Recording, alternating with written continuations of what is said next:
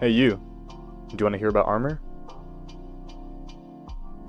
Alright, we're gonna have to go back a couple years though. Man, armor in Skyblocks used to have aura. Nowadays this whatever set at least costs 50 billion per piece, but it used to be a lot more simple and exciting, man.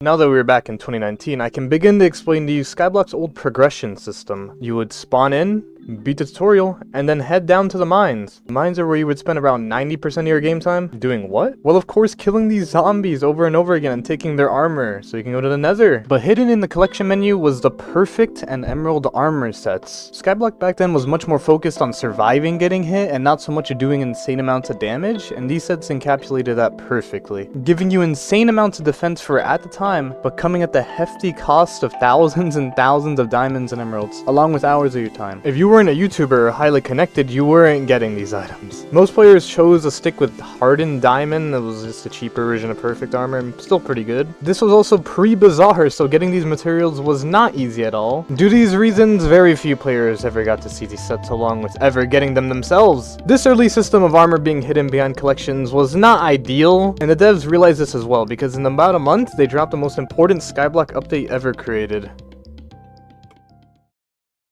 The devs realized very quickly combat was one of the best parts of the game, so on August 2nd, they released a new island. Teleporting to the island, you would quickly encounter the Endermen. These guys hit quite hard and were very healthy, so a new meta was born. Do as much damage as you can in one hit. It sounds crazy, but deep underground, the dragons left in agreement. The dragon system was a revolutionary part of Skyblock. It basically reintroduced boss fights, but more importantly, it gave us loot. Dragon armor came in 7 new sets, the most powerful being Superior. Superior dragon armor had insane stats. It was everyone's end goal. Whole guilds of people wearing this armor and flexing were everywhere across Skyblock. And if you heard about Skyblock, you probably heard about this armor set. The devs seem to be fans of this system. Kill the mobs in a new area to get okay armor, which you would use to get the much harder to obtain good armor. One of the devs must have thought, okay, how can we drag this out? So we got to work. But while he was working hard on that new update, everyone on Skyblock was doing their own thing. The meta was established of early, mid, and end game. Slayer came out not too long after, and Superior players were living the life, man. Nothing could really match the damage of Superior. That was until the Catacombs were officially announced.